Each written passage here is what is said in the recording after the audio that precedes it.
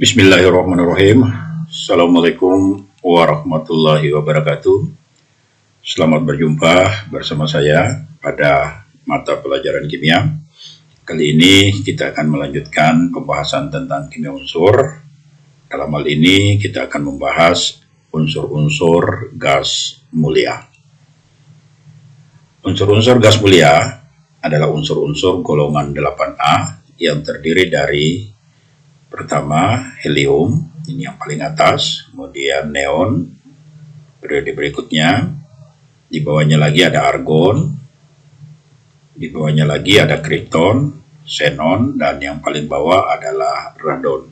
Jadi unsur-unsur gas mulia ada 6 unsur, helium, neon, argon, krypton, xenon, dan radon. Dari atas ke bawah mempunyai sifat-sifat periodik.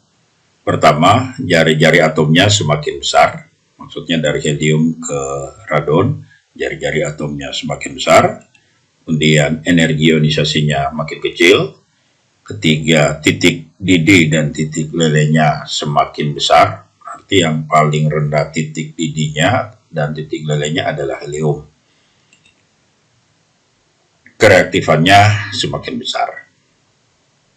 Inilah sifat-sifat periodik dari unsur-unsur gas mulia atau unsur-unsur golongan 8A yang terdiri dari helium, neon, argon, krypton, xenon, dan radon.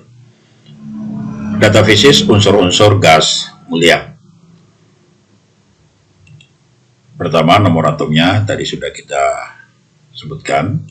Kemudian jari-jari atomnya tadi dari atas ke bawah bertambah besar. Ini datanya. Dari 0,5 terus bertambah sampai radon 1,45 dalam satuan angstrom.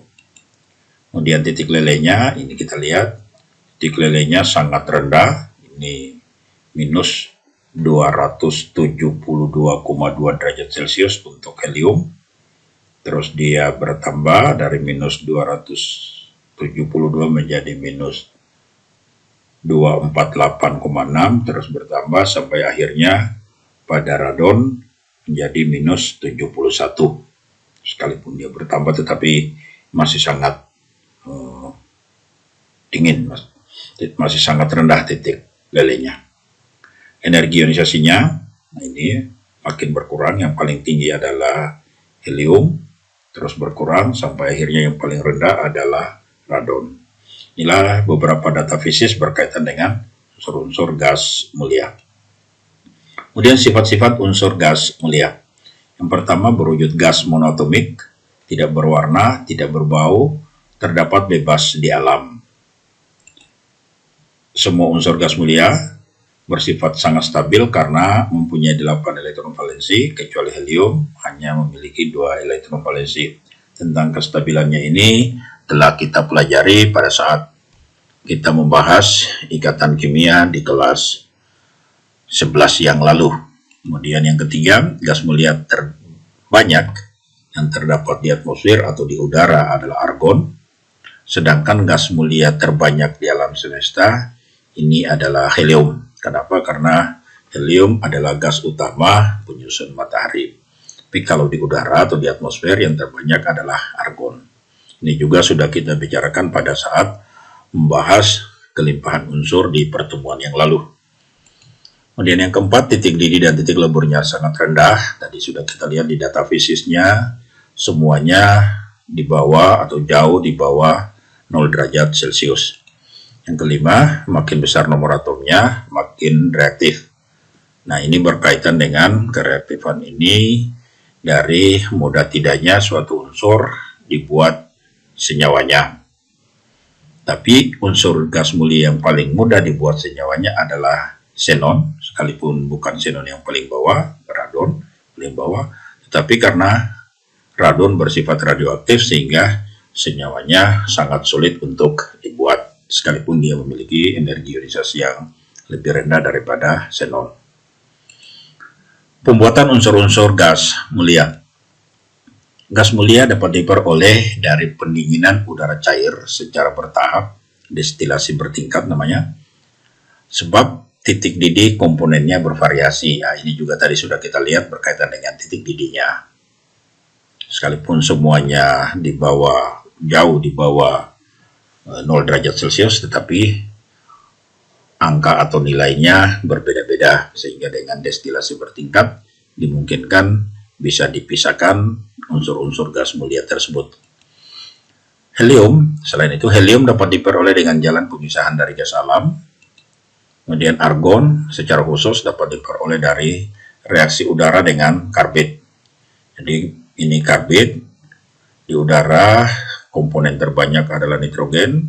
Pada saat bereaksi dengan karbit akan terbentuk CaCN2. Nah, ini udaranya karbonnya bersifat padat, sehingga udara bebas dari nitrogen karena sudah terikat.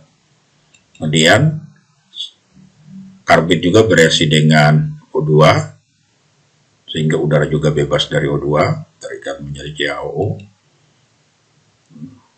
Lalu CaO dia berikatan dengan CO2, CaO yang dihasilkan dari pembakaran karbit dengan O2 tadi, ini mengikat CO2 yang juga merupakan komponen keempat terbanyak di udara, hingga terbentuk CaCO3. Ini juga padat, sehingga udara bebas dari CO2. Sisanya adalah argon sebagai komponen ketiga terbanyak yang ada di udara. Sedangkan radon dibuat dari peluruhan radium atau dihasilkan dari peluruhan radium dengan melepaskan helium. Jadi reaksi ini juga menghasilkan helium selain radon yang dihasilkan. Berikut kegunaan gas mulia. Yang pertama, helium. Helium merupakan gas yang sangat ringan, tidak dapat terbakar, sehingga dipakai sebagai pengganti hidrogen untuk mengisi balon udara. Hidrogen ringan tetapi dia mudah terbakar, sehingga sangat berbahaya kalau sebagai pengisi balon udara. Sebagai campuran gas oksigen untuk mengisi tabung gas penyelam, ini kegunaan helium yang lain. Digunakan untuk pekerja selain penyelam, juga pekerja lain yang bekerja di bawah tekanan udara tinggi. Kenapa? Karena pada tekanan yang tinggi, nitrogen bisa terlarut ke dalam udara, sehingga untuk menghilangkan pengaruh itu ditambahlah helium di dalam tabungnya bersama-sama dengan O2. Tentunya perbandingannya berbeda-beda, disesuaikan dengan kedalaman penyelaman. Sebagai cairan pendingin pada reaktor nuklir, ini tentu bisa dimengerti karena titik lele atau titik cairnya yang sangat rendah. Kemudian neon sebagai pengisi lampu tabung karena menghasilkan warna merah. Ini biasa lampu-lampu reklame.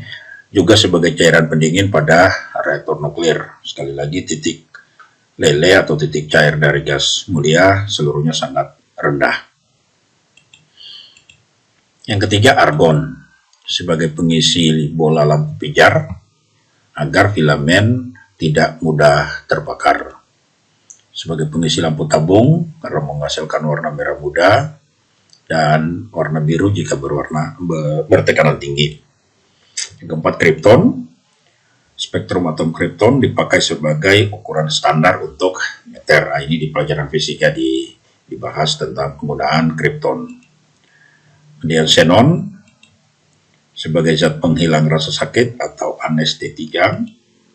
Bahan baku pembuatan senyawa xenon, di antara unsur-unsur gas mulia, xenon yang paling banyak senyawanya. Kemudian radon, ini sebagai sumber radiasi karena bersifat radioaktif. Tentang radioaktif ini akan kita bicarakan tersendiri nanti setelah di pertemuan-pertemuan berikutnya. Senyawa-senyawa gas mulia. Senyawa gas mulia yang pertama kali berhasil disintesis oleh Neil Bartlett 1962 adalah xenon heksafluoroplatinat. Sebelum penemuan Bartlett ini, gas mulia dianggap tidak bisa bereaksi, atau tidak bisa dibuat senyawanya. Nanti setelah penemuan Bartlett ini, baru anggapan bahwa gas mulia tidak dapat bereaksi itu tidak dapat dibuat senyawanya menjadi berubah. Sekarang dikatakan bahwa gas mulia sangat sukar. Sangat sukar artinya bisa, cuma sulit. Unsur gas mulia yang dapat dibuat senyawanya kripton, xenon, dan radon. Yang terbanyak adalah xenon. Radon dengan energi ionisasinya yang terendah tetapi bersifat radioaktif. Kripton, energi ionisasinya jauh lebih besar daripada xenon. Hingga xenon yang terbanyak.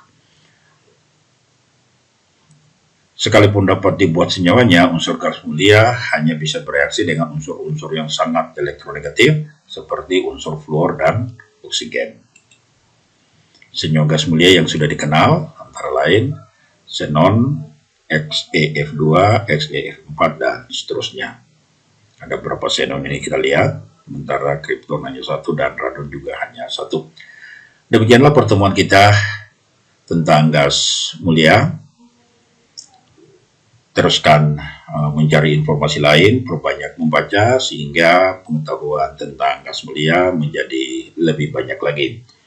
Demikian, saya ucapkan terima kasih atas perhatiannya. Assalamualaikum warahmatullahi wabarakatuh.